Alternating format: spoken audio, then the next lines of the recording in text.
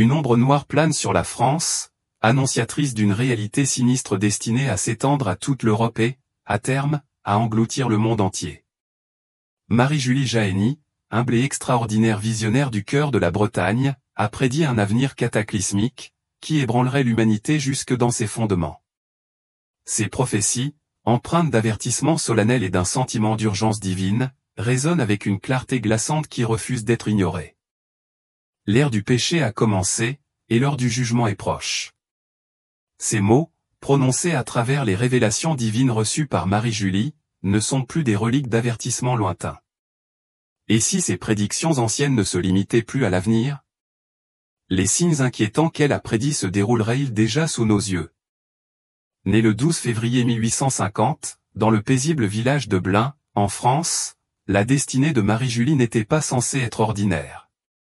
Elle grandit dans une famille paysanne pieuse, mais sa vie est bientôt marquée par quelque chose de bien plus grand que ce qu'elle et ses parents auraient pu imaginer.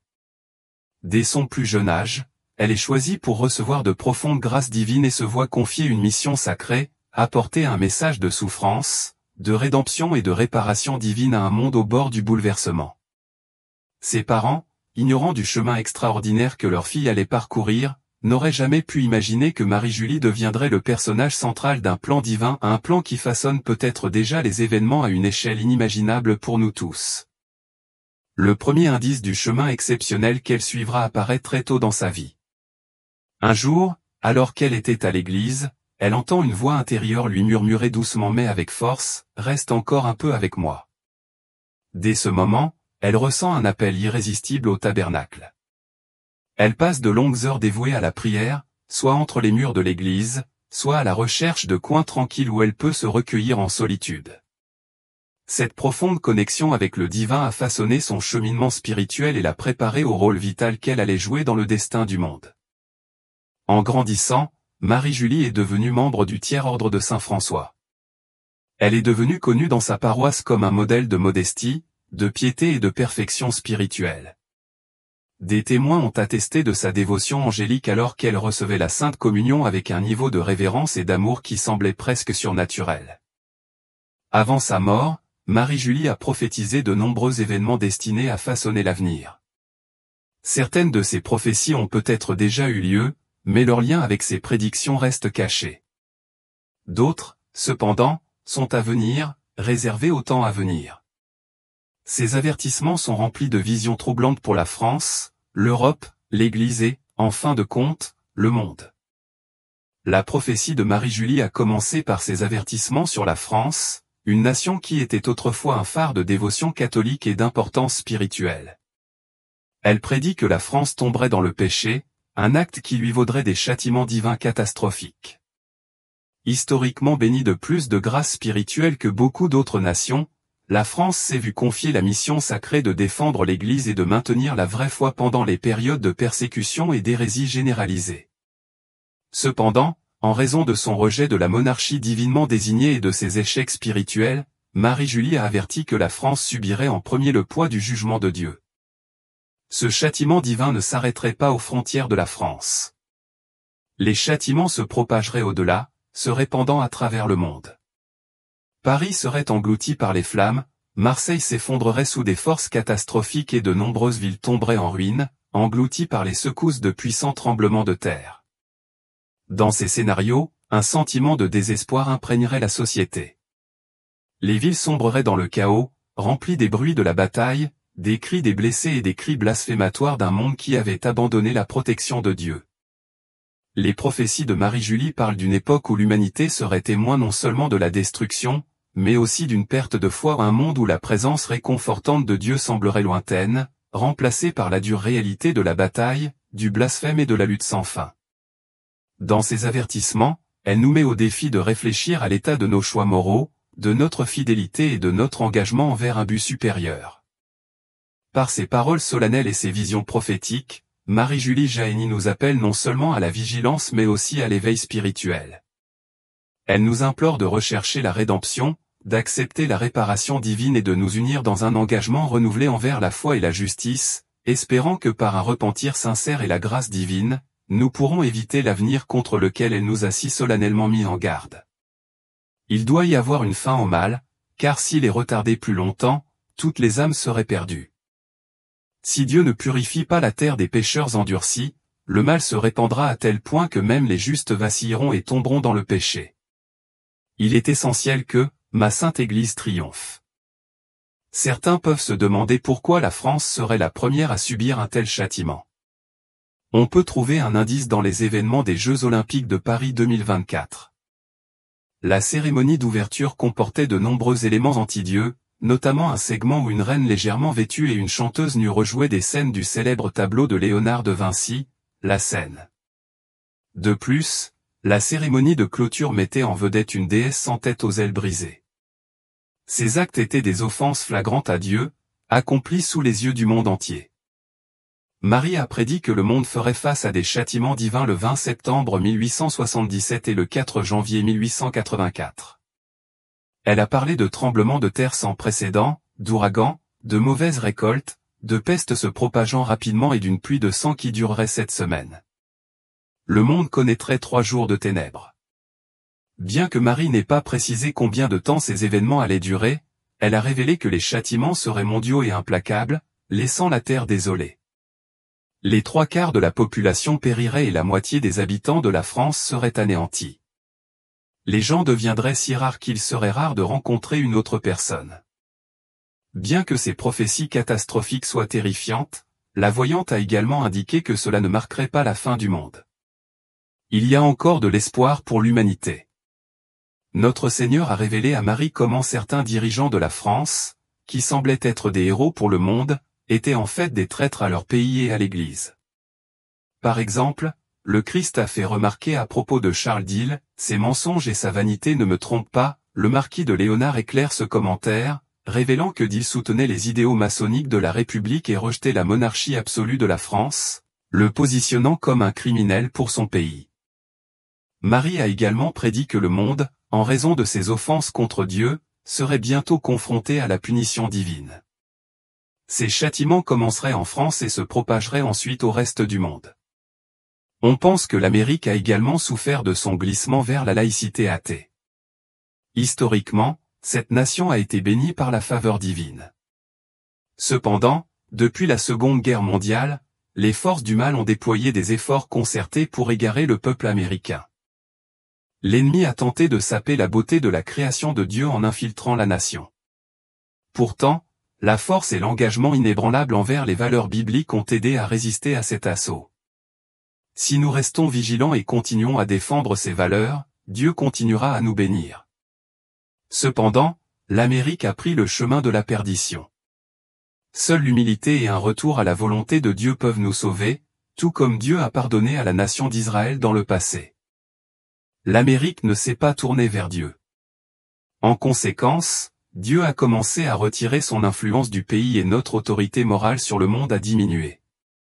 Le péché a commencé à prendre racine et nous avons perdu la position morale que nous avions autrefois.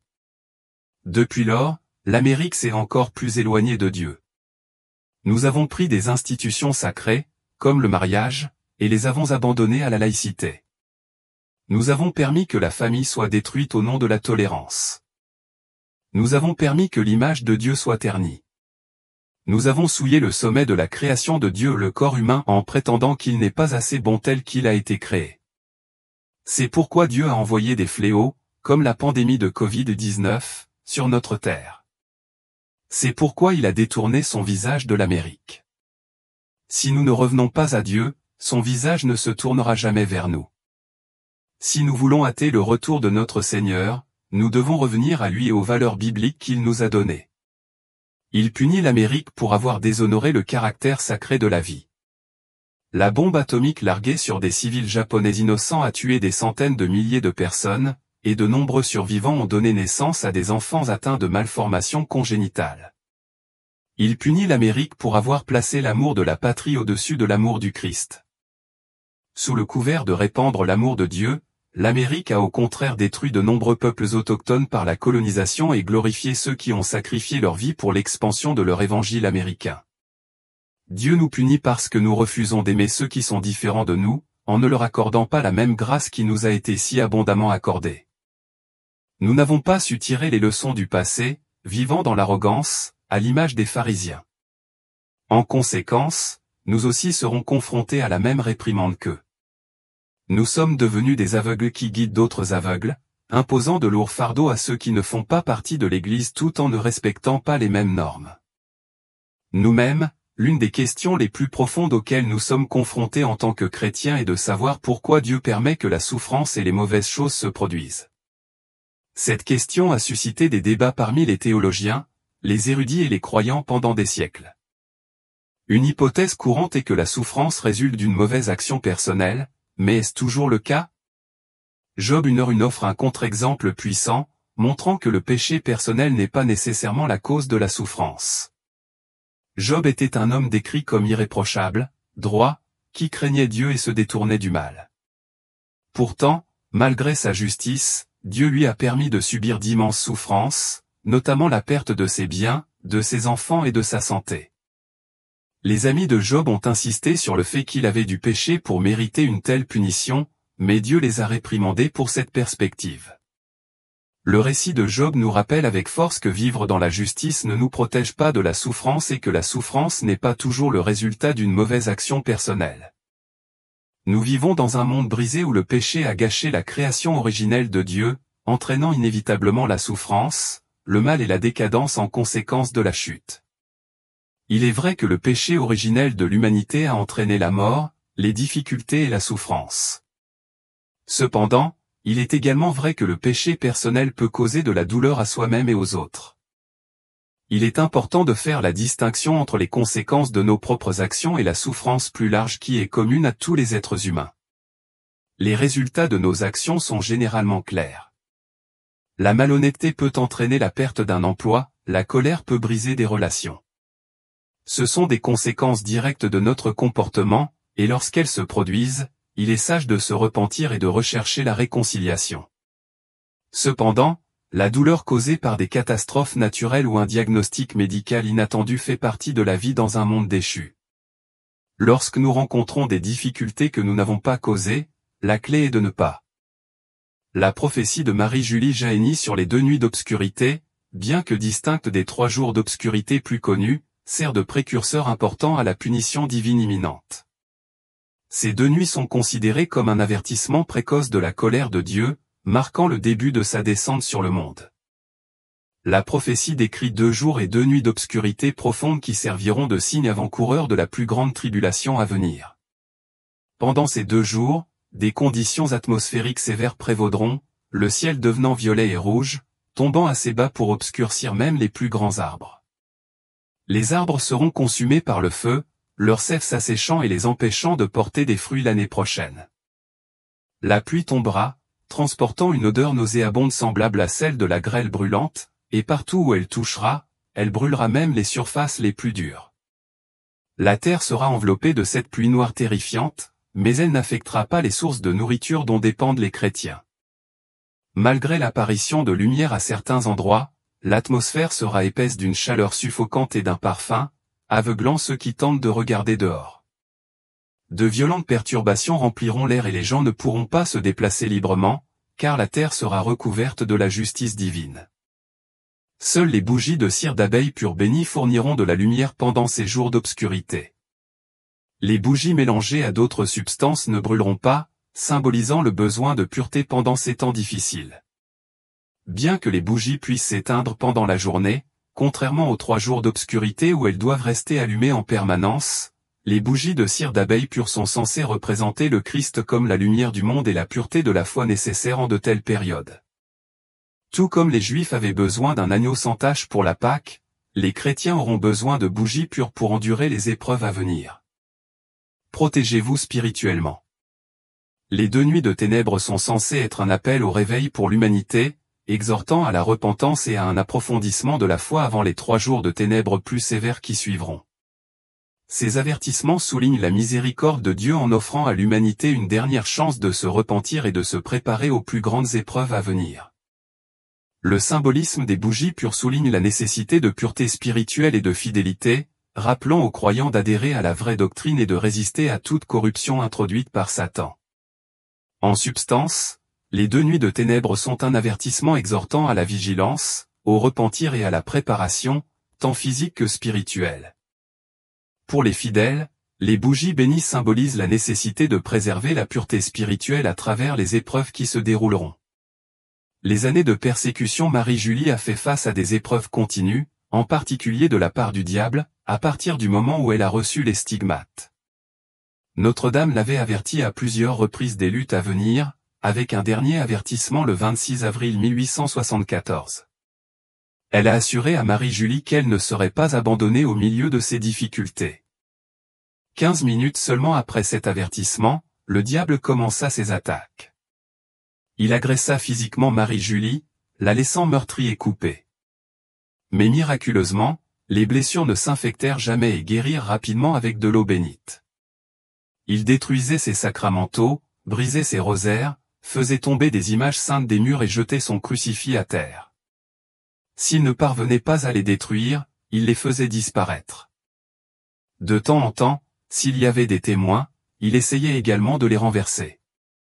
Il apparaissait également sous des formes terrifiantes des bêtes, des animaux ou sa véritable forme grotesque menaçant de damner son âme pour tenter de la forcer à abandonner sa mission de sauver les âmes. Lorsque ces méthodes terrifiantes échouèrent, il changea de tactique, se présentant comme un beau jeune homme et lui offrant tout, de la richesse au remède pour ses maux. Mais elle ne se laissa pas tromper. Il essayait parfois d'apparaître sous la forme d'un ange ou d'un saint pendant ses états extatiques, mais Marie-Julie était toujours prudente.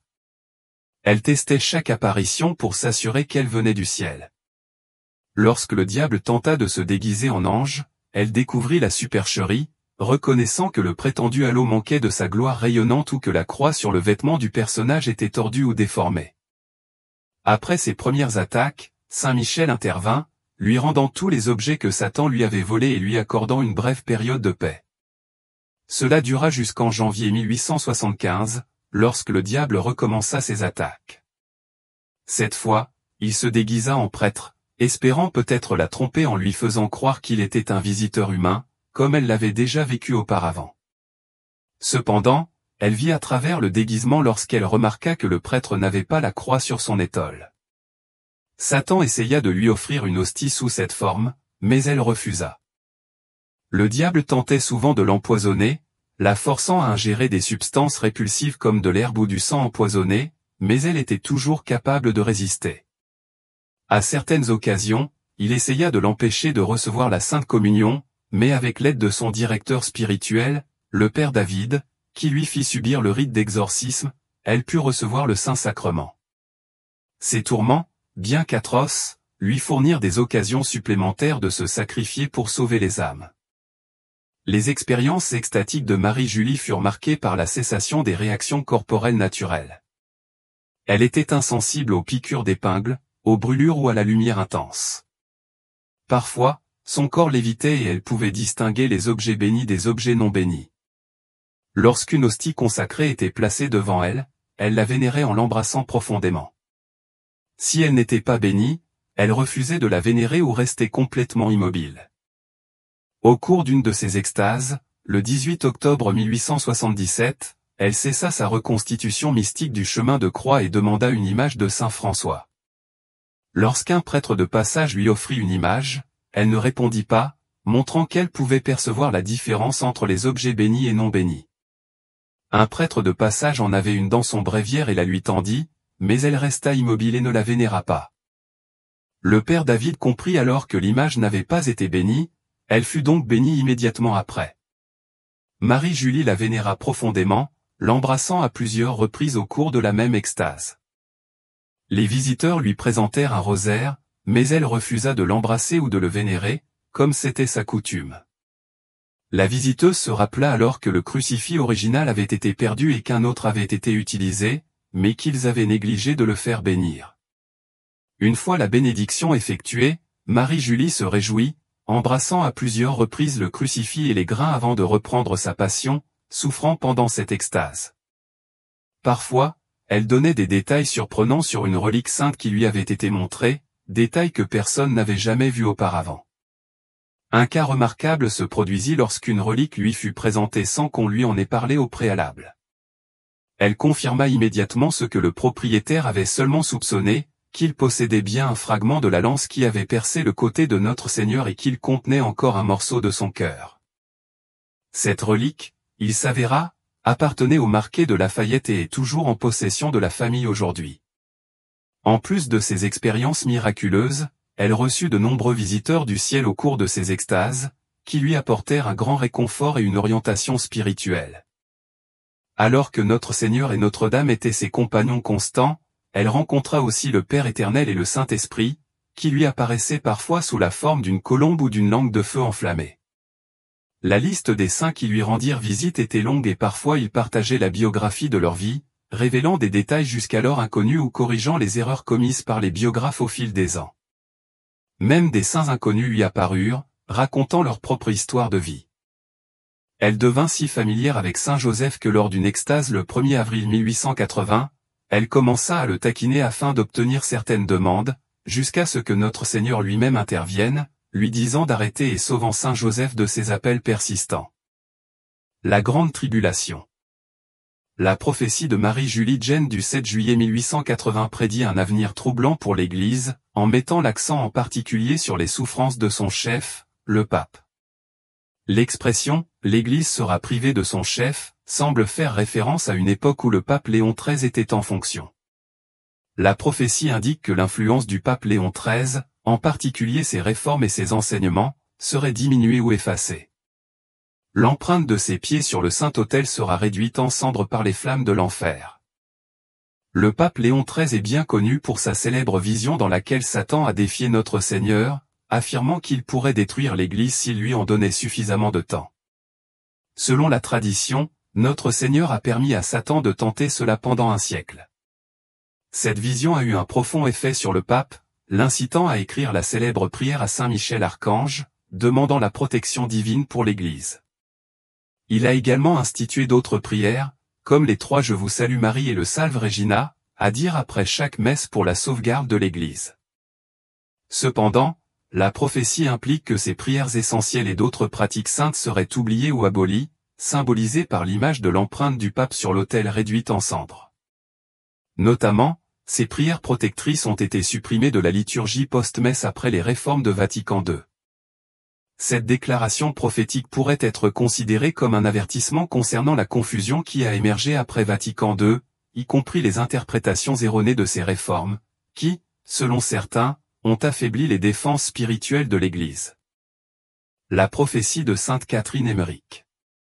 Sainte Catherine Emmerich a également prophétisé que Satan serait déchaîné sur l'Église environ 40 à 60 ans avant l'an 2000, une chronologie qui correspond à des changements importants au sein de l'Église et du monde. Le lien entre sa prophétie et Marie-Julie suggère que cette période d'influence de Satan pourrait avoir fait partie d'une bataille spirituelle plus vaste, tous deux mystiques. L'introduction par le pape Léon XIII de la prière d'exorcisme mineur pour les fidèles et du rite d'exorcisme majeur pour les prêtres étaient des outils essentiels qu'il a promus pour combattre l'influence de Satan. Pourtant, le fait que ces prières soient aujourd'hui rarement récitées et que le rite principal de l'exorcisme ait été révisé en 1999 aux grandes dames de certains exorcistes, concorde avec la prophétie selon laquelle Satan chercherait à altérer les droits de l'Église, à les affaiblir ou à les éliminer complètement. La prophétie semble indiquer que cette dilution des protections spirituelles traditionnelles de l'Église a permis à Satan de prendre pied plus fort, reflétant la confusion spirituelle et morale qui a suivi Vatican II et les défis auxquels l'Église est confrontée à l'ère moderne. Une année pleine de désastres, les prophéties de Marie-Julie rappellent les nombreux messages donnés par Notre-Dame du Bon Succès à Mère Mariana de Jésus Torres à Quito, en Équateur, au XVIIe siècle. Ces apparitions approuvées prédisaient la montée des républiques dans le monde entier, la propagation des sociétés secrètes, les attaques contre l'Église et la destruction de la pureté des enfants, dont la plupart se produisaient au XIXe et XXe siècle. Dans ce contexte, on peut considérer les prophéties de Marie-Julie comme une continuation des avertissements d'abord délivrés en Équateur. Marie-Julie fournit de nombreuses condamnations et avertissements du ciel qui font écho à beaucoup des mêmes préoccupations. Elle critique la démocratie moderne, en particulier la Chambre des députés en France, que le ciel appelle la chambre de l'enfer. Elle promet également la destruction de la franc-maçonnerie, prévient de la perte généralisée de la foi dans le monde et parle de l'introduction de nouvelles célébrations et d'une nouvelle messe.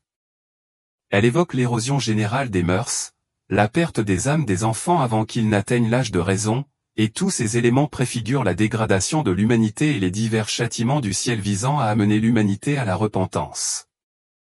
Certains pourraient être tentés de croire que ces avertissements et châtiments ne s'appliquent qu'à la France, puisque de nombreux textes publiés sur Marie-Julie se concentrent sur ce pays. Cependant, la France servira de point de départ aux châtiments mondiaux. Notre-Dame a expliqué que la France, étant la première nation catholique, avait reçu plus de grâce que les autres pays et s'était vu confier la mission de défendre l'Église et la vraie foi pendant les périodes de persécution et d'hérésie. En raison de ses échecs et de son rejet de la monarchie divinement désignée que Dieu lui avait autrefois confiée, la France portera le premier fardeau du châtiment divin. Cependant, ces épreuves ne resteront pas confinées à une seule nation, elles finiront par s'étendre au monde entier. La main de la justice de Dieu s'étendra loin et largement, touchant tous les coins de la terre. Pourtant, au milieu de ces avertissements, nous sommes honorés d'une période de miséricorde divine ou une chance accordée par notre Seigneur à tous les habitants du monde de chercher. Les Français doivent se repentir et changer de comportement avant que la calamité ne frappe. Ce temps de grâce est une occasion précieuse, une manifestation de la miséricorde infinie de Dieu.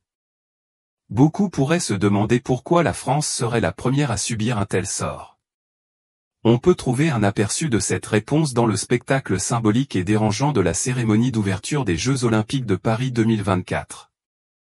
La cérémonie a présenté des éléments profondément anti-Dieu, notamment un segment où une reine, légèrement vêtue, et une chanteuse nue ont représenté des scènes du célèbre tableau de Léonard de Vinci, La Scène.